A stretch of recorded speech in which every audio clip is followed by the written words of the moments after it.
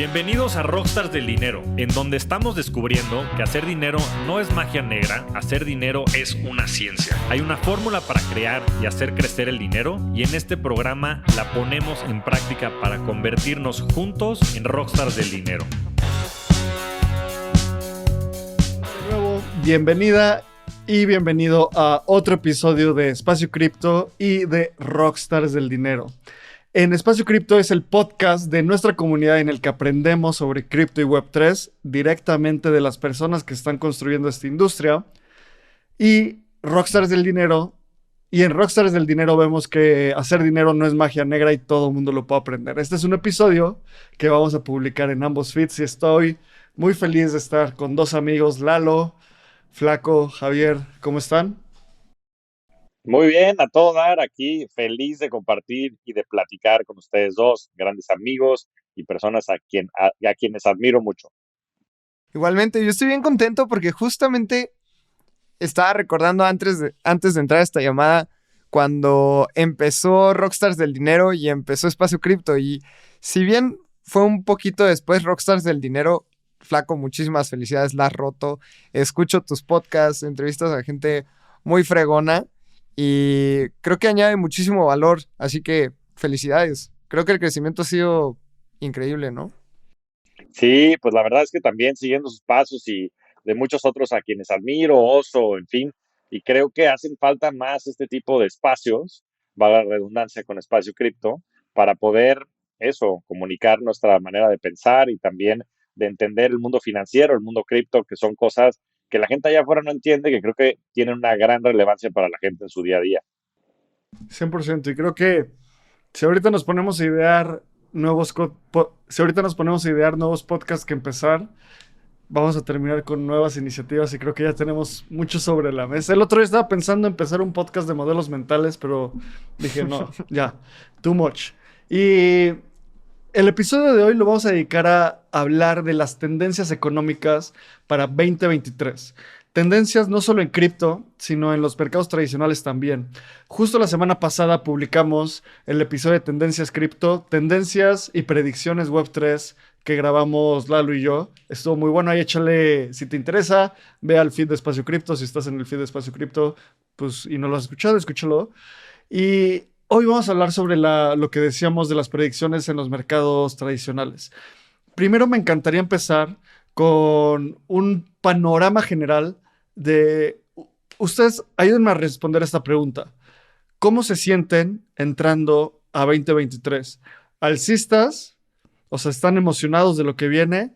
¿Bajistas? ¿Están asustados de lo que viene? ¿O no saben? ¿O hay incertidumbre? ¿Para dónde se está moviendo el mercado tradicional? Me gustaría dar, antes de empezar, un poco de estadísticas, cómo estamos parados el día de hoy, lunes 16 de enero, porque acaban de anunciar que la inflación en Estados Unidos está bajando. El CPI, que es el Commodity Price Index, bajó 1%, que es importante. Esto es un indicador importante de la inflación. Ahorita está en 6.5%. El objetivo es llevarlo casi a 2%. Entonces, esto es importante para toda la gente en contexto. El Standard & Poor's en lo que va del año, 16 días, está arriba 3.78% a partir del inicio del año. Cosa que también es un buen rendimiento, tomando en cuenta que llevamos 15 días de operación. Bitcoin ha sido una locura y ha subido 25.56% en lo que va del año. Y creo que contra todo pronóstico, el inicio de 2023 ha sido optimista. Y creo que también es por el hecho de que 2022 fue de los peores años económicamente hablando a nivel mundial. Pero me encantaría escuchar al Flaco qué tiene que decir sobre todo esto. Bueno, te faltó Ethereum, que va arriba casi 36%, Lalo. Yo sé que tú eres Sí, fan qué de locura. Ethereum, sobre todo. Entonces, sobre todo contra Bitcoin. Ya entraremos a esa conversación. Pero bueno, sí, sin duda, yo creo que todo lo que dices es correcto. El tema del 2022, sin duda, fue la inflación y creo que eso fue lo que guió mucho a los mercados. Y los últimos dos prints de inflación en el mes de diciembre y el mes de noviembre y el mes de diciembre salieron por debajo de lo esperado con los analistas en este último caso, y eso creo que les ha dado algo de respiro a los mercados. Ahora, yo creo, y como todo hay que resaltar esa palabra, esto, nada de lo que digamos aquí es un consejo de inversión, simplemente son nuestros puntos de vista, que mucho de lo bueno ya está descontado. Yo en la primera mitad del año, pues sigo bastante cauto, yo creo que es una palabra correcta para este caso. Creo que va a haber mucha volatilidad. Yo, de hecho, escribí un blog post que se llama Predicciones 2023, en donde yo sí estimo que vamos a ver nuevos mínimos, tanto en el Standard Poor's 500 como en Bitcoin, como en Ethereum y demás. Bueno, en Ethereum no estoy tan seguro, pero en Bitcoin yo creo que sí lo vamos a ver por debajo de $15,000. Digo que no estoy tan seguro en Ethereum porque creo que el mínimo de Ethereum que fue en junio del 2022 fue un tanto sistémico. Fue en el momento en donde tronó Three Arrows Capital y había una serie de cosas que creo que impulsaron el precio por debajo de lo que creo que debió de haber sido su nivel normal, y por eso no creo que se lleve los 900, $800 a los que llegó, pero sí creo que Bitcoin se va a llevar los 15,700 o por ahí, que fueron sus mínimos. Y también creo que el Standard Poor's se va a llevar sus mínimos, que fueron como de 3,600. Yo estaba poniendo en el artículo que lo espero por debajo de 3,500 en la primera mitad del año, pero creo que estos son los mejores momentos para hacer posiciones de largo plazo. Si traes un horizonte de más de 10 años, creo que lo que está sucediendo es fantástico. Creo que acciones como Amazon, Google, Meta y demás van a tener rendimientos espectaculares de aquí a finales de año. Las acciones de Amazon cayeron casi 60% el año pasado, las de Tesla 70%, las de Meta más de 75%.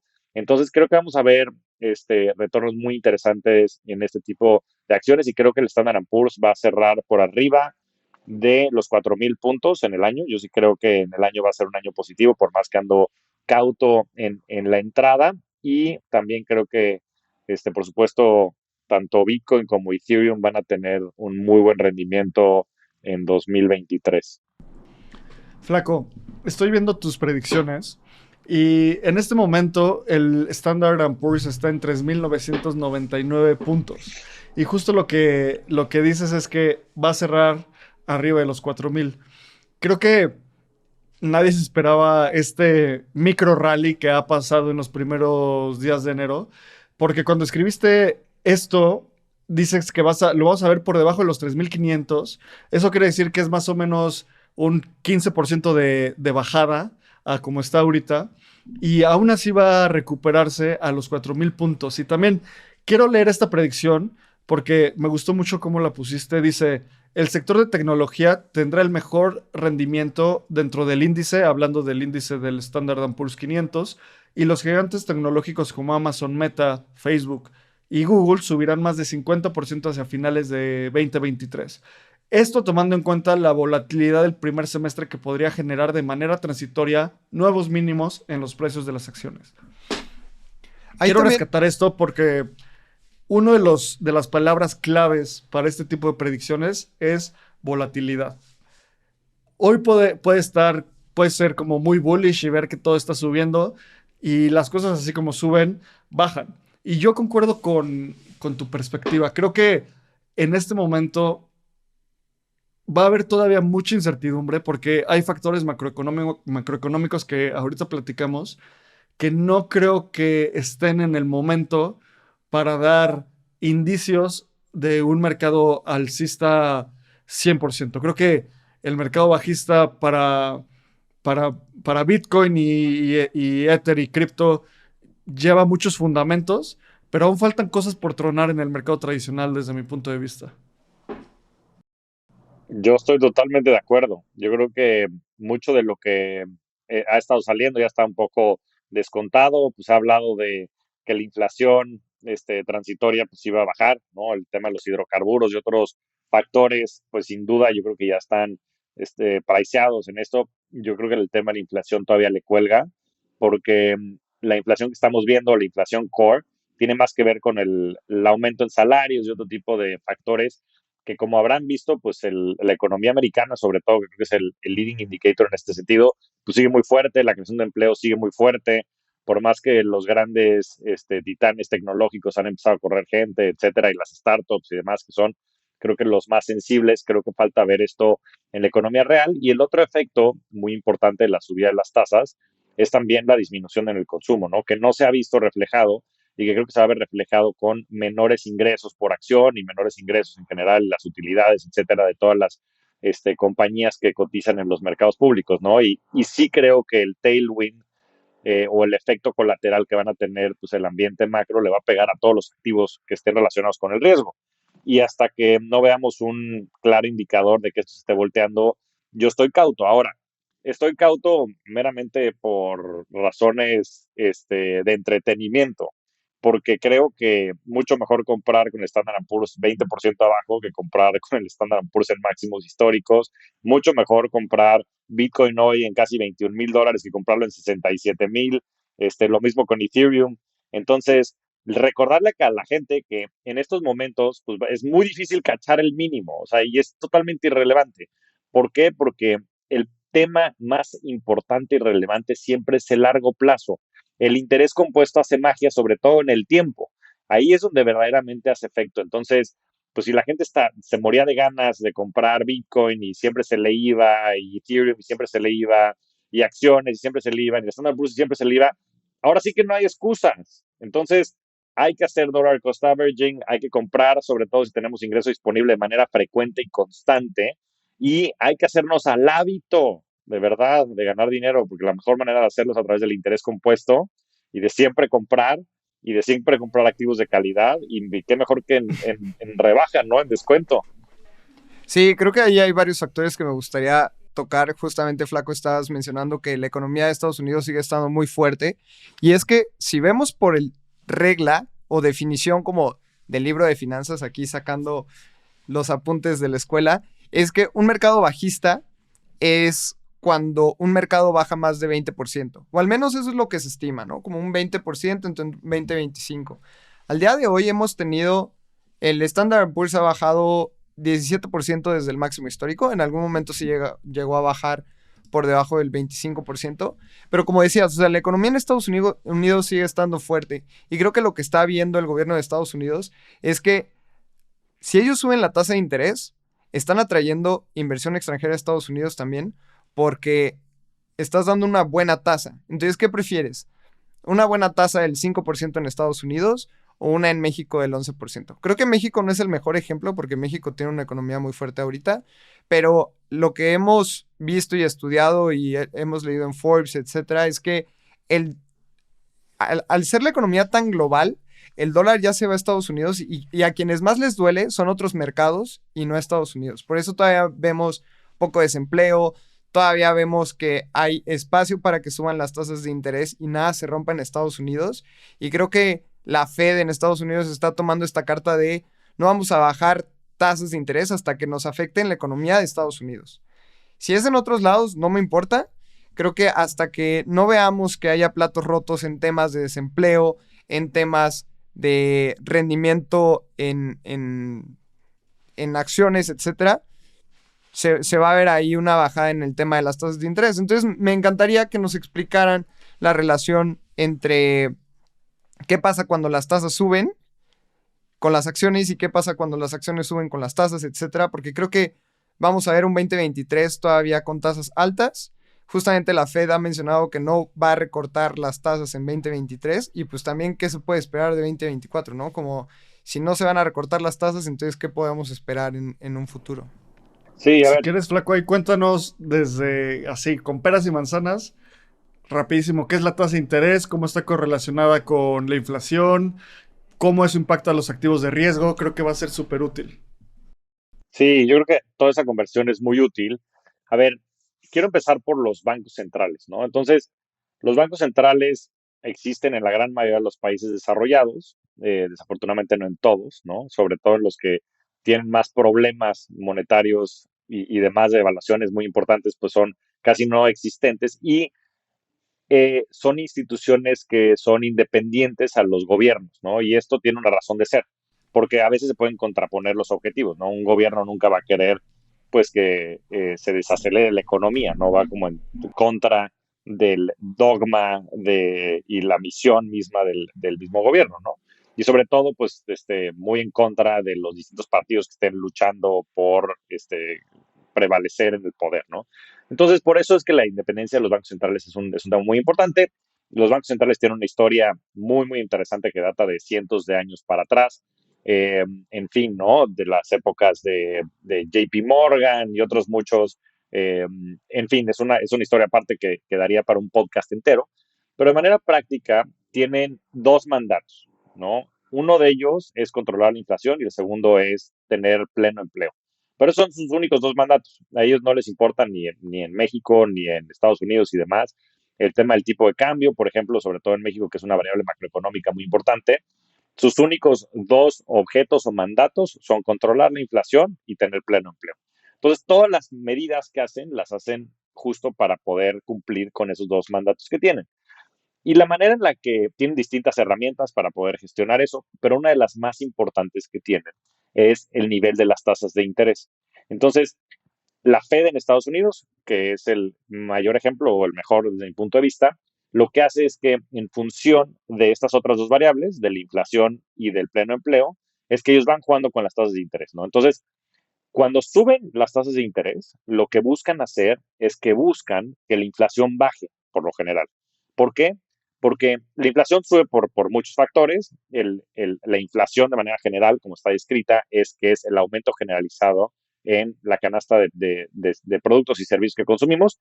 En Estados Unidos y en México hay distintas maneras de medirlo. En Estados Unidos, como decía Lalo, está el CPI, que es una canasta de distintos bienes y servicios, y en México está el INPC, que también es una canasta distinta con servicios y productos que consume el mexicano típico, ¿no? Pero como ha estado subiendo muchísimo la inflación, una de las maneras de controlarlo es desincentivar el consumo. Entonces, una de las mejores maneras para desincentivar el consumo es subiendo la tasa de interés. Y esto de manera muy práctica es porque si yo agarro y tengo $100 y tengo de dos, tengo la opción de gastármelos hoy o de invertirlos al 5% y que en un año tenga $105, pues seguramente me podré cuestionar si yo quiero tomar esa decisión. Muy distinto a que si yo tengo $100 hoy y la tasa de interés es del cero, que es como estaba hace un año, pues es plenamente indistinto que yo gaste hoy o que gaste mañana. Entonces no tengo ningún incentivo para ahorrar / invertir. Recuerden que invertir es importante, así invirtamos en CETES y en otros productos, en fin, en la misma tasa de Estados Unidos, porque hay que generar este valor y hay que generar el interés compuesto, ¿no? Pero bueno, en fin, de manera muy, muy simple y práctica es eso, ¿no? Cuando suben la tasa de interés, entonces yo tengo un incentivo para ahorrar de largo plazo, invertir de largo plazo, y de esa manera entonces desincentivan que yo consuma hoy. A ver, eso es la manera más práctica y sencilla de analizarlo. Lo mismo pasa no nada más con las personas, sino con las empresas. Entonces, las empresas, una de sus maneras de crecer es también pidiendo crédito, endeudándose con la gente allá afuera. Y hay mercados gigantescos de bonos en donde cotizan los bonos de las empresas más grandes del mundo. Y pues Apple se puede fondear, ¿no? Por fondear quiere decir que piden prestado. Antes podían pedir prestado casi al 0% y había una serie de distorsiones con las tasas al 0% que hacían que el dinero casi que fuera gratis. Y hoy en día Apple y todas estas grandes empresas ya no pueden hacer eso. Hoy su tasa de referencia es 4 y cacho por ciento, que dicen que va a subir a cerca del 5 en Estados Unidos, y en México esa tasa que antes estaba en los niveles de 4%, hoy es casi el 11%. Entonces, ¿qué sucede? Que si tú quieres crecer y pedir dinero para crecer como empresa, también tienes que salirte y pagar ese 5%, ¿no? Entonces, multiplícalo por los miles de millones de dólares que necesitas para fondear tus operaciones. Entonces, lo mismo que pasa en el micro, en la persona, pasa en el macro, en las empresas. Y eso obviamente trae muchos efectos secundarios, ¿no? Entonces, puede hacer una bola de nieve, y esa bola de nieve del aumento del costo del capital, que es básicamente el aumento en la tasa de interés, ha generado pues una economía totalmente distinta, en donde las utilidades de las empresas han bajado, los ingresos de las personas han bajado, la gente ha salido de trabajar, ¿no? Han habido muchísimas empresas que han salido a hacer recortes masivos, etcétera, con la intención de que la gente deje de consumir y se deje de calentar la economía al ritmo que estaba, porque pues, si el dinero es gratis, pues todo el mundo sale a gastar, y de esa manera entonces poder controlar la inflación, ¿no? Entonces, de manera muy, muy general y práctica, eso es lo que está sucediendo ahorita y es lo que estamos viendo en los mercados. Ya hay una correlación inversa, ¿no? Mientras más suban las tasas, es normal que las acciones bajen o los activos de riesgo. Si los activos de riesgos están altos es porque las tasas están bajas, ¿no? Pero yo creo que el mango lo llevan las tasas porque la controla la Fed. ¿Tú qué opinas? Es correcto. Sí, por lo general hay una correlación entre esas dos variables, cosa que se ha venido rompiendo a través del tiempo. ¿Por qué? Porque muchas de estas mecanismos ya están a veces hasta descontados por la gente, ¿no? Ya no tiene tanto que ver el que suban las tasas o no, sino la expectativa de la gente de que las vayan a subir. Entonces se ha vuelto un tema de expectativas en los mercados, lo cual ha empezado a generar pues una serie de complejidad. Digo, hay millones de personas involucradas en los mercados, son mercados gigantescos de trillones de dólares, entonces hay muchos intereses y la verdad es que pues como todo, ¿no? Los mercados se tienden a adelantar a todo esto, ¿no? Inclusive dicen que los mercados financieros predicen hasta las recesiones. Por lo general, el bottom, o sea, la parte más baja de las caídas en los mercados, en el caso de Standard & Poor's y otros mercados, predice con 6 meses de anticipación cuándo va a haber una recesión. Entonces, supongamos que ya hubiera pasado el pico más bajo del Standard & Poor's, que si no me equivoco haber sido como noviembre del año pasado, eso prediciría en 6 meses, entonces estaríamos hablando de que la recesión, en Estados Unidos estaría entrando en recesión más o menos mayo. Quién sabe si eso siga cumpliendo, pero es más o menos lo que sucede. Entonces, pues sí han habido algunas distorsiones y cada vez se vuelve más complejo el juego, cada vez hay más derivadas y tienes que pensar en segundo, tercero, cuarto, quinto orden. Pero bueno, de manera direccional tienes razón, Lalo. A mayor tasa de interés, pues las acciones tienen un peor rendimiento y viceversa, ¿no? Y creo que es muy simple esa correlación en la primera derivada porque es, a ver, ¿dónde pongo mis $100 que hablaba el flaco? En un lugar donde, que es el activo más seguro del mundo, y lo estoy poniendo entre comillas porque el día que un gobierno haga un default, pues se pierde toda esta narrativa, pero el activo más seguro del mundo, bonos del gobierno de los Estados Unidos, me paga 5% anual, versus que si lo meto a Ether, si lo meto a Bitcoin, si lo meto a Tesla, si lo meto a Amazon, puede que pierda el 25% en un año. Entonces, pues mejor me lo dejo ahí en el bono de gobierno y en el momento en el que yo no compré cualquiera de esos activos, no hubo demanda por esos activos, lo cual hace que a la misma oferta baje el precio, ¿no? Y hemos hablado de muchos factores. Mencionamos factores macroeconómicos, mencionamos startups, mencionamos un par de cosas y quiero pasar por todas ellas, porque en el artículo que escribiste, Flaco, que igual literalmente busquen en Google Javier Martínez Morodo Predicciones 2023 y les va a salir este blog post publicado el 29 de diciembre, así que mucha convicción antes de que empezara el año. Quiero hablar de algo que digo 50% en broma y 50% en realidad, que es el superpeso. Esta pregunta de ¿qué está pasando con el peso? ¿Por qué la mayoría de las monedas en el mundo están teniendo una devaluación contra el dólar? Cosas como el euro teniendo la paridad con el dólar 1-1. Ahorita ya se rompió esa paridad y el euro parece que está recuperando fuerza, pero Flaco, ¿por qué el peso está bajando? A mí desde que tenía 10 años me enseñaron que el dólar, que diga, ¿por qué el peso está ganando valor? A mí desde que tenía 10 años me enseñaron que el dólar cada día valía más. Y esto se está rompiendo en los últimos meses. ¿Qué onda? Sí, mira, yo creo que es algo que ha agarrado un poco desprevenidos a todos, ¿no? Incluyéndome probablemente a mí. La razón por la cual se tiende a apreciar el dólar contra el peso, pues es muy sencilla, pues es la estabilidad de un país mucho más desarrollado en el que hay más inversiones, etcétera, etcétera. Eh, por lo general se tienden a descontar estos con los niveles de tasas, entonces, si ahorita, como decía Lalo, pues la Fed tiene la tasa cerca del 4% y en México la tenemos arriba del 10%, debería de tenderse a devaluar en esa misma proporción el peso. Entonces debería haber una paridad, ¿no? Porque lo que está descontando un poco es que el riesgo México vale 600 puntos base, ¿no? O 6%, ¿no? Y Claro. por eso la diferencia entre las tasas. Eso es de manera como muy simplista. Ahora, lo que ha sucedido en México es que México no recibió casi inversión extranjera directa en, pues yo te diría que tal vez los últimos 8 o 10 años, ¿no? Desde que pues se preveía que podía llegar otro gobierno a la administración y que podía haber mucha inestabilidad política y que se podían, en fin, cuestionar muchas de las instituciones, etcétera, pues casi no había habido inversión extranjera directa. Y lo que ha pasado, pues ha sido distinto, ha habido relativa estabilidad, etcétera.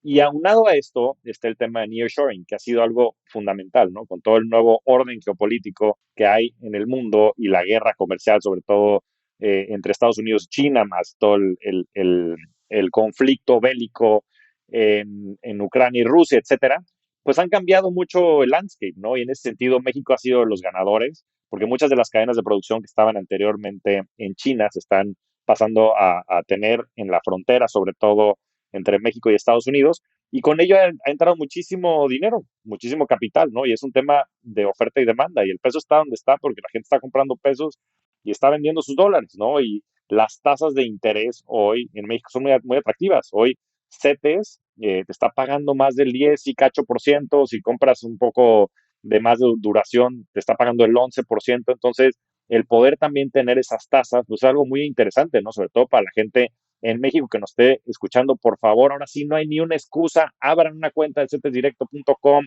o de GM Plus, inviertan en CETES, saquen su dinero del pinche banco, no lo voy a terminar de decir hasta el cansancio, ya llegaremos al espacio cripto, pero bueno, en el Inter, por lo menos en este paso, inviertan en esto, es una belleza estar generando el 11%, como decían Abraham, digo, casi sin riesgo, todo tiene riesgo, pero bueno, es riesgo gobierno en un país en donde ha habido relativa estabilidad. Entonces, creo que se empiezan a descontar estos factores, ¿no? El tema del nearshoring, sobre todo, y lo que creo que puede ser una gran historia para los próximos años en México, aunado a una fortaleza importante en las tasas de interés.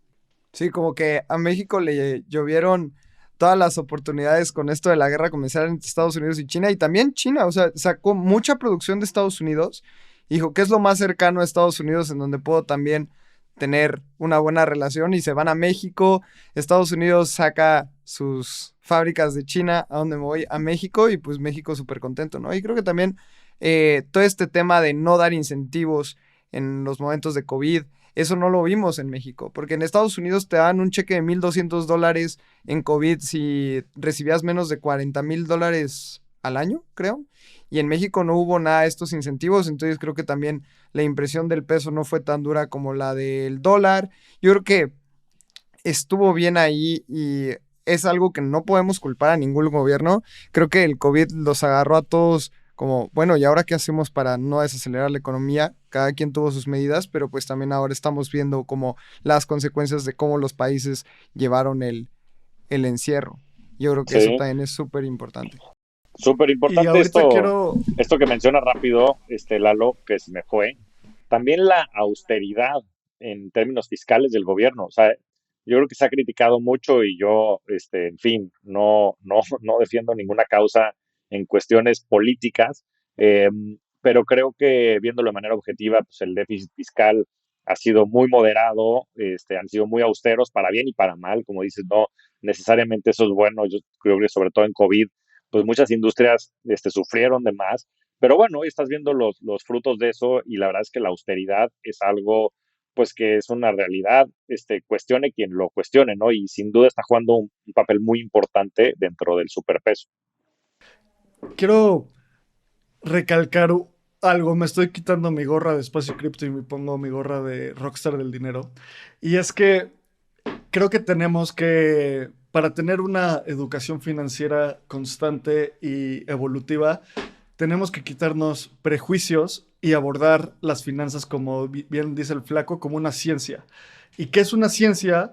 Es una rama constituida por el conjunto de conocimientos y objetos verificables sobre una materia determinada. Objetos verificables. O sea, ser objetivo y verificarlo. El Abraham de 1998, que le pedía 2 pesos a su mamá para comprar unos chetos, no entendía la inflación y no entendía por qué el dólar subía o bajaba. Y ese Abraham que le educaron como, compra dólares, siempre compra dólares porque eso es lo que tienes que hacer. Bueno, el Abraham, después de 22 años después, puede decir que analiza las cosas desde un punto de vista de elementos verificables.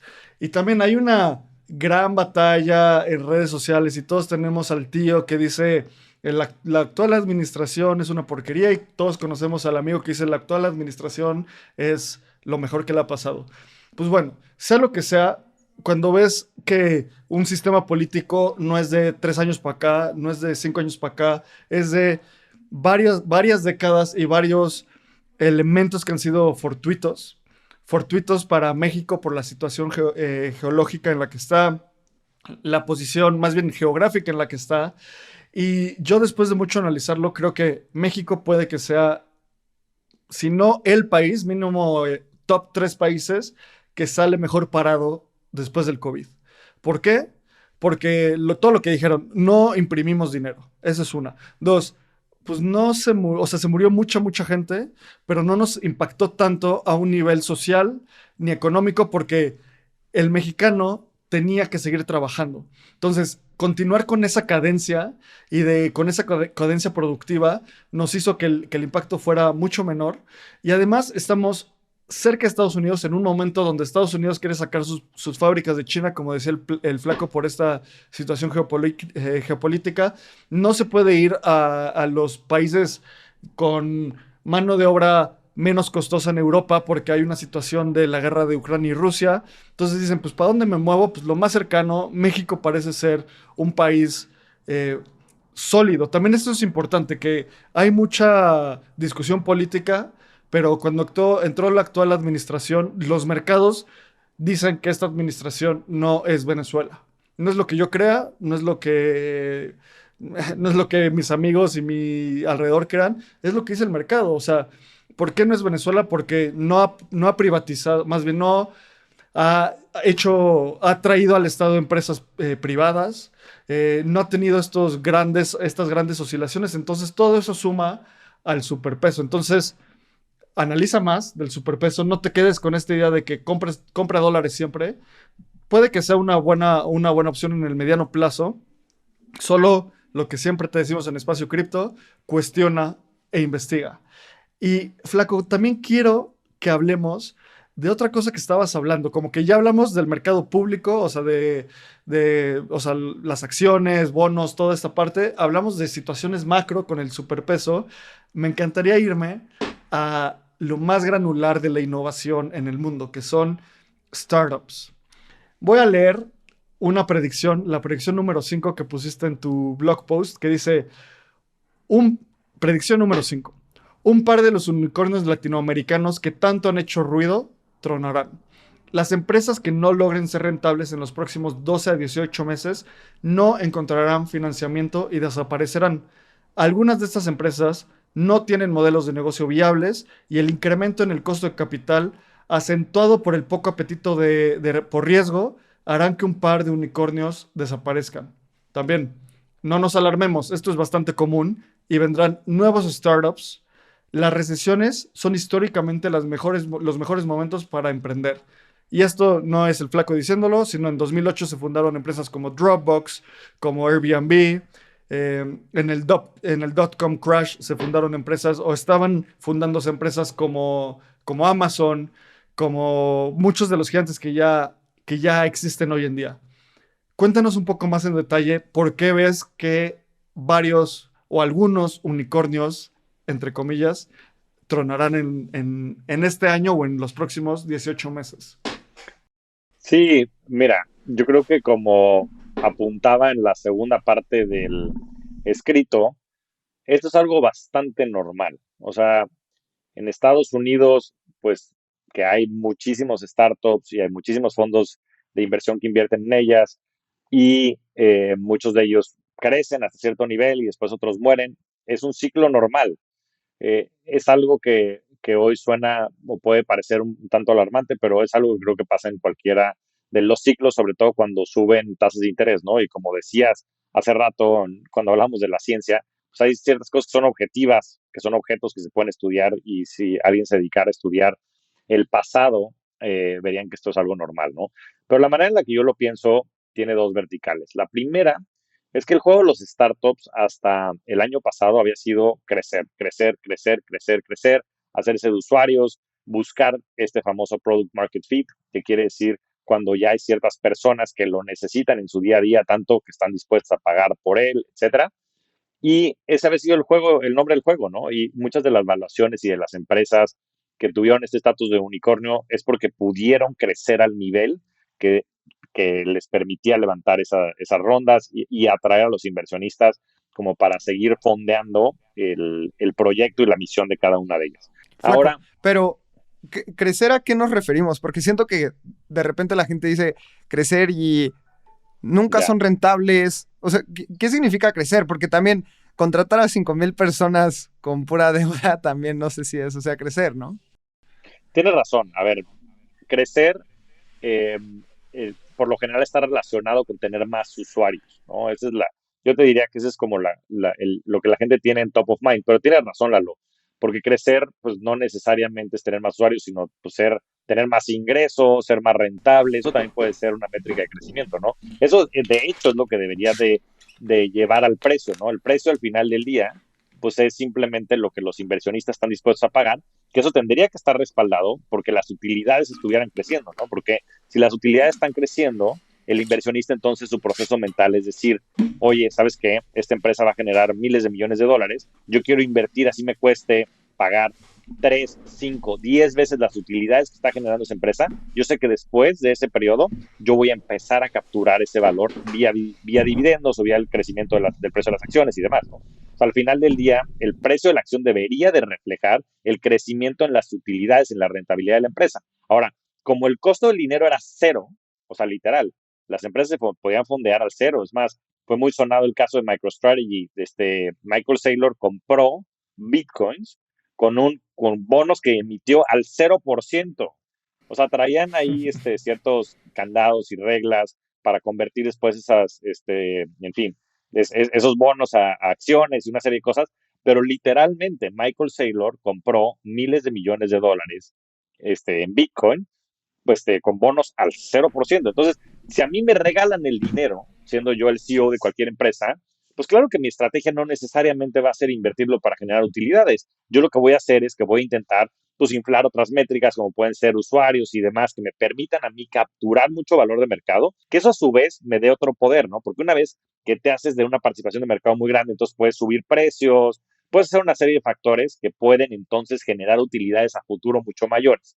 Pero estas distorsiones causaron pues, que hubiera empresas fondeadas con miles de millones de dólares que tienen pues tal vez decenas de millones de dólares de ingresos, ¿no? Entonces, ese nivel de distorsión, ¿no? De empresas que tal vez ahorita están generando, pues no sé, un 1, 5, 10% de ingresos de lo que es la evaluación de la empresa, van a tener muchas broncas, porque ahorita no van a poder levantar dinero porque las tasas de interés y el entorno en general ha vuelto a los inversionistas risk averse, ¿no? Adversos al riesgo. Y eso va a hacer que tengan muchos problemas. Aunado a eso, entonces, una parte es que las reglas del juego cambiaron.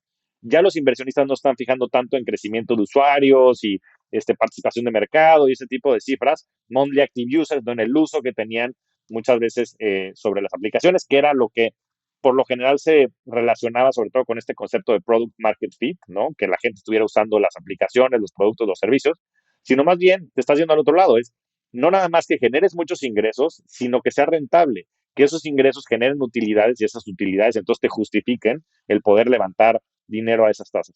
Pero los que creo que están todavía en una situación más delicada son todas las empresas que tienen también ciertos componentes financieros, sobre todo recargados a la parte de crédito, porque no nada más es el trancazo de todo el tema de pues que los inversionistas no van a estar dispuestos a darte dinero por crecimiento en métricas de uso, sino también el que tu costo de capital de poder adquirir deuda para entonces tú a tu vez prestársela a tu base de usuarios, pues va a ser mucho menos viable, ¿no? Porque si antes a alguien le estabas prestando, por decirte una tontería, ¿no? Aquí en pesos, cuando las tasas estaban al 4 o 5%, le estabas prestando al 10, pues si ya te subieron las tasas al 11, pues lo mínimo que tú vas a poder es poderle trasladar eso. Entonces le vas a tener que prestar al 16, 17, 18%.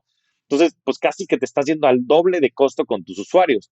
Entonces, no nada más viene, te digo, el trancazo del cambio de juego, del uso a la rentabilidad, sino también que te van a apretar muchísimo tus márgenes, ¿no? Ya en la operación misma de la empresa y tu costo del dinero, del capital, de tu insumo. Es como si te subieran de repente, tú haces limonadas y de repente te suben el costo de los limones al doble. Pues estás en problemas porque a menos de que seas capaz de trasladarle ese costo al usuario, pues seguramente te van a dejar de comprar muchos, ¿no? Y te pueden inclusive tronar, porque si tú ya tenías parte de tu, en fin, inventario colocado y no tienes cómo fondear eso, pues entonces va a ser un problema el seguir manteniendo el modelo de negocio viable. Entonces, no nada más las empresas, las startups que no puedan cobrar, sino también las que tengan temas crediticios, que lo estoy simplificando mucho, ¿no? A las empresas de crédito, pero que en realidad también tiene mucho que ver con las empresas que también levantaron mucha deuda en, no nada más capital, sino también deuda en los últimos años. Quiero agregar dos factores, a ver tú cómo ves, mi querido Flaco. En el mundo de los startups, durante los últimos 20 años, las empresas que más potencial tienen son empresas de tecnología. Y hemos empezado a ver, o hemos visto clarísimos ejemplos de empresas que no son de tecnología, que pueden ser de real estate, o sea, de bienes raíces o de crédito, que se evalúan bajo múltiplos de empresas de tecnología, cosa que no tiene ningún sentido. El caso más famoso es WeWork. Era una empresa de bienes raíces y la estaban evaluando como una empresa de tecnología y eso hizo que su evaluación fuera gigante y al final, si no saben qué pasó, vean WeCrash y hay una gran actuación de Jared Leto y Anne Hathaway para contar esto. ¿Creen que ahí dentro de esas empresas entre Kavak, por ejemplo? Pues mira, Carlos García es una persona que creo que es admirable, creo que lo que ha logrado es sin duda épico, ¿no? La verdad es que creo que el uso y, en fin, la manera en la que ha gestionado la empresa, pues habla por sí sola. Es una empresa que en su última ronda la valoraron en $8,000 millones. La verdad desconozco los financieros de la empresa ni cómo vayan, no es información que sea pública, pero el único símil que tienes de eso es Carvana, que es una empresa pública en Estados Unidos que está bajo 95% contra el máximo histórico que tuvieron en 2021, si no me equivoco. Entonces, pues va a ser difícil porque también el modelo de negocio de Kavak se recargó mucho a temas de crédito, ¿no? Para poder financiar sobre todo las compras de estos coches en el marketplace, ¿no? De segunda mano. Entonces, pues yo creo que han de ser momentos críticos, pero también, pues al final del día, una de las cosas que son también una ventaja en los mercados privados es que no tienes este famoso mark to market, ¿no? O sea, si Kavak no necesita dinero, no tiene por qué salir a hacer una revaluación, ¿no? No tendría por qué salir a levantar dinero a una evaluación. Si levantaron 8,000, en fin, no tendrían por qué revaluar el precio de las acciones, lo cual creo que les puede dar buen aire, pero bueno, seguramente escucharemos en los próximos meses. Pues podría ser, ¿no? Como podrían ser otras muchas. La verdad es que creo que va a ser, sobre todo el 2023, un periodo crítico en donde vamos a escuchar muchas noticias alrededor de esto que mencionas, Lalo. Y aunado con este factor de empresas de tecnología que puede que no sean de tecnología, y Kavak es un ejemplo bien raro porque lo vemos todos los días. O sea, cada que sales de tu casa ves 3 Kavaks y 20 coches con esas placas. Entonces, es una ecuación súper, súper complicada. Y el otro factor que iba a decir, que creo que también está relacionado al tipo de negocio que es Kavak, que es un inventario de activos fijos muy alto, ¿no? Y es algo que todas las empresas de tecnología te dicen como una empresa se vuelve exponencial cuando el costo marginal de atender a una persona, un usuario, es casi cero. Por ejemplo, Airbnb, su costo marginal de tener otro cuarto es cero. El costo marginal de tener un cuarto para Hilton es miles de dólares porque tiene que construir el hotel, tiene que acondicionarlo, bla, bla, bla. Entonces, con todas estas combinaciones de factores, algo que a mí me emociona y que cada vez va a ser una de las, o sea, como el cáliz de oro necesario para los startups, es esta frase que mencionaste, Flaco, Unit Economics. Los startups, ¿qué es el Unit Economic? Que cada usuario o usuaria tengas identificado cuánto te cuesta obtenerlo, adquirirlo, cuánto te cuesta atenderlo y cuánto dinero te deja esa atención. Por años estos Unit Economics no eran el foco de los startups, era adquirir usuarios, todo esto. Los startups que nazcan hoy van a traer un ADN de Unit Economics. Que eso lo ato a otra de tus predicciones, que dice que en este 2023 van a empezar a nacer muchos de los startups que van a ser unicornios en el próximo ciclo, que es algo que nosotros también predecimos en Espacio Cripto. Y eso me emociona mucho porque la gente que escucha Espacio Cripto y Rockstars del dinero, hoy es el mejor momento para emprender. Cuando más oscuro está el bosque y cuando más difícil parece todo, es uno de los mejores momentos para emprender. Oye, Sí, Flaco, quiero hacer una pausa porque sé que te tienes que ir, no sé cuánto. 15 más nos echamos. ¿De late? Va, dale al comentario entonces. A ver, coincido totalmente. Y antes que sigamos, me gustaría decir que yo soy el más fan y el más cheerleader de los startups y de los unicornios. ¿Por qué? Porque creo que ese es el motor de la sociedad. De verdad que lo creo.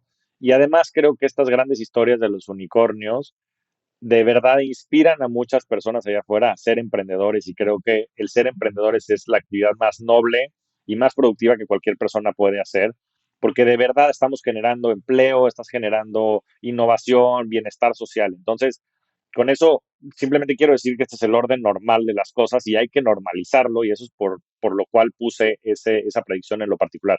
Ahora, por el otro lado, como bien dices, Abraham, los momentos de recesión y todos esos momentos que de repente hay mucha volatilidad son los mejores momentos para construir, porque ¿qué sucede? Pues cuando las empresas están subiendo y las valuaciones de las startups cada vez son mayores, pues el talento también es cada vez más escaso. Y no nada más eso, no nada más es más escaso, sino es más caro. Entonces, eso genera un círculo vicioso para el tema del talento que hace que sea muy difícil o muy caro el poder tener startups que sean exitosas. Porque si tú de repente estás acostumbrado, por ejemplo, en la parte de los startups y demás, en el venture capital, hay distintas etapas de cada una de las rondas de financiamiento, ¿no? Y empiezas con las primeras, se llaman seed round o capital semilla, después pasas a serie A, serie B, serie C, etcétera, conforme van creciendo. Y si de repente las etapas de capital semilla son de rondas de 50 millones de dólares, que eso sucedía hace unos años. Es Con un ridículo. PPT. Exacto, con una presentación, literalmente, de PowerPoint, la gente levantaba, pues no sé, 10, 15 millones de dólares, una evaluación de 50, lo cual es una locura. Y entonces, lo que sucede es que todo se va encareciendo, y no nada más eso, como se encarece, pues obviamente los retornos para los inversionistas pues, son mucho menores, porque el riesgo existe, y el riesgo que hay en una etapa semilla es que probablemente el 80, 90% de los proyectos truenen. Ahora, estás encareciendo ese proyecto en 10 veces. Entonces, todo el riesgo se lo estás trasladando a los inversionistas. Y lo mismo sucede con los empleados. ¿Por qué? Porque si hay un empleado que le están pagando 3 millones de dólares por trabajar en Amazon, pues va a ser muy difícil que esa persona se una a trabajar en una startup o quiera siquiera arriesgarse a poner un startup, porque va a decir, ¿para qué? Yo estoy ganando millones de dólares, ¿para qué yo tomaría un riesgo? Ahora, como cuando cambian las reglas del juego y de repente corren a la gente o de repente bajan los precios de las rondas, pues cambia toda la ecuación, ¿no? Entonces, hoy estás viendo ya que se ha normalizado eso y las rondas de capital semilla nuevamente están las valuaciones que eran pues, las normales entre 4 y 8 millones de dólares para capital semilla, etcétera, lo cual prevé que vas a tener muy buenos retornos, porque si tú inviertes a una décima parte del costo, pues claramente ese 10%, ese 1000% o 10x de upside, pues se lo está quedando también el inversionista. Y por contra, toda la gente que está saliendo de los startups y demás está buscando trabajo, está buscando nuevos emprendimientos y eso va a hacer que se salgan a emprender o que se unan startups. Y pues claramente esos dos indicadores creo que son ultra bullish para cualquier persona que ya sea o quiera poner una startup o quiera invertir en una startup, quiera unirse a una startup. Pues creo que es el mejor momento porque hoy están las condiciones, está el talento, va a estar también el hambre y la necesidad de que todo esto prevalezca. Entonces, pues no nada más va a haber unas grandísimas startups que van a resolver problemas muy trascendentales, más allá de tener un buen PowerPoint, sino también van a haber pues muy buenos retornos para los que quieran invertir en vehículos, ¿no? Vía venture capital, directo en startups, o inclusive en fondos cripto. ¿Por qué? Porque lo mismo, ¿saben? La industria cripto simplemente es como se fue en su momento Internet. Es simplemente un activo distinto, pero los startups que salgan ahorita y los fondos que inviertan en startups nuevos de cripto, etcétera, van a tener los mejores retornos de la próxima década. Muy de Sin acuerdo. duda. Y Y creo también que aquí muchas quisiera- empresas van a explotar, ¿no? O sea, van a haber startups cripto que les va a ir súper, súper bien y en general todo. Y van a haber algunas que se vayan. Y creo que eso también es súper importante dentro del ecosistema cripto porque de repente la gente dice, no, es que esta criptomoneda se ve súper prometedora. Sí, pero ¿cuánto van a durar? ¿Cuántas no hemos visto que se van a cero? O sea, vimos el caso de FTX, vimos el caso de FTT. O sea, justamente todos estos proyectos también tienen que estar súper conscientes que el riesgo es mucho más alto, por ende el retorno también tiende a ser mucho más alto. Y me gustaría citar mucho a un amigo que estuvo también en el podcast, Alex Galvez. Recuerdo que él tuiteó, por contexto él tiene un fondo de inversión, y puso algo así como, a mí no me interesa que una startup la juegue a la segura, que lo haga despacio y que se tome el tiempo. Nosotros cuando estamos en este ecosistema del VC, lo que nos importa son los retornos altos, nos importan los emprendedores con ideas innovadoras, porque no estamos aquí para ganar 2, 3 pesos o 30% de lo que le metimos, sino venimos por 10x, 20x, y también esas son las revoluciones que van a cambiar el mundo. Y aquí estamos para ayudar a revolucionar el mundo. Creo que eso se me quedó súper grabado y creo que también la gente tiene que estar súper consciente del riesgo dentro de los activos en los que invierte. Si tú no estás dispuesto a arriesgar, los CETES son perfectos para ti. Yo creo que no hay una inversión mala o buena, sino qué es lo que buscas. Si no estás dispuesto a arriesgar, si te quieres jubilar en 5 años o si te quieres comprar una casa segura, los CETES ahorita te están dando el 11, vete. Si estás pensando a 40 años y te quieres retirar en una isla y tu apuesta es algo de alto riesgo, pues ahí está cripto. Si quieres invertir para tu jubilación con unos retornos interesantes, pero que tampoco vayas a perder toda tu lana, está el Standard & Poor's. Yo creo que la gente tiene que entender eso y el tema de la educación financiera, en dónde pones su dinero, va a depender de los retornos que esperas y del riesgo que tienes. Me encantaría agregar una cosa, algo que dice el flaco de que emprender y hacer empresas es una de las actividades más nobles. También objetivamente es uno de los motores económicos alrededor de la historia. Y podemos ver muchísimos ejemplos. Por ejemplo, cuando fue el imperio holandés por ahí de los 1600, mucho fue porque el costo para obtener un barco y explorar tierras era bajísimo. Entonces había muchísimos incentivos para que la gente tomara esos riesgos y eran emprendedores. Y hay historias súper interesantes como los derivados, más bien los futuros eran comprar en un futuro las piezas, o sea, como los plantíos que venían en Holanda, muchas cosas, ¿no? En el imperio inglés lo mismo, mientras más empresas nuevas se ponían mejor y el imperio americano de los últimos 150 años es el mejor ejemplo, era la tierra fértil para los emprendedores. Entonces, Flaco, quisiera terminar con unas predicciones sobre cripto. Te voy a leer una que nosotros hicimos en el episodio de predicciones de Web3 en Espacio Cripto. Y es, Lalo compra compra Ethereum a menos de $900 y al mismo tiempo es liquidado por un short. Entonces, ¿qué opinas de eso? Porque tu predicción es que Ethereum gana terreno contra Bitcoin y el rendimiento de Ethereum será más del doble de Bitcoin y subirá más de 100% en el año, cerrará el año por arriba de los $1,500 y cerca del valor de capitalización de Bitcoin. Wow, eso es muy bullish para ETH. Pero, ¿cómo ves esto? No, a ver, pues, yo creo que lo que dices todo es muy cierto desde el punto de vista histórico, ¿no? Y de cómo se va a generar valor a través del tiempo. En cuanto a cripto, yo creo que mucho va a estar también guiado por el ambiente macroeconómico. Yo creo que van a haber nuevos proyectos. Yo estoy muy bullish en nuevos casos de uso.